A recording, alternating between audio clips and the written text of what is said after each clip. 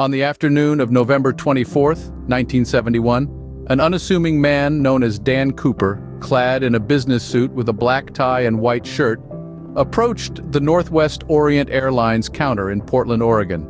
With cash in hand, he purchased a one-way ticket to Seattle, Washington on flight hash 305. And from that moment on, history was in the making. While the flight was still on the ground, Cooper ordered a bourbon and soda, a simple drink for a man about to execute a complex plan. Shortly after 3 in the afternoon, he passed a note to the stewardess. The message was chilling. He had a bomb. He opened his briefcase, revealing a tangled mess of wires and red-colored sticks.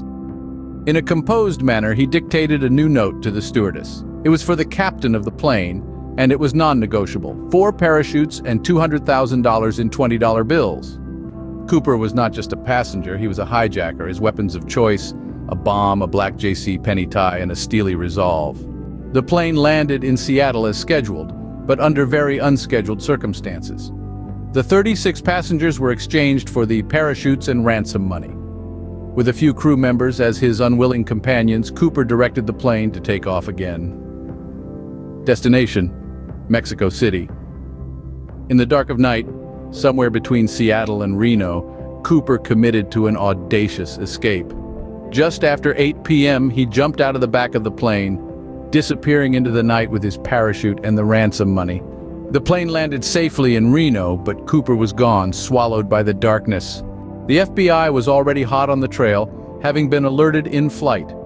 They launched an extensive investigation dubbed NORJAC for Northwest Hijacking. The inquiry spanned many years and saw hundreds of interviews, countless leads, and a thorough examination of the aircraft. By the 5th anniversary of the hijacking, the FBI had considered over 800 suspects, narrowing the list down to 24. One name, Richard Floyd McCoy, remained a popular suspect. Arrested for a similar hijacking and parachute escape mere months after Cooper's flight, McCoy seemed a likely culprit. However, he was ultimately ruled out, failing to match the physical descriptions provided by 2 flight attendants.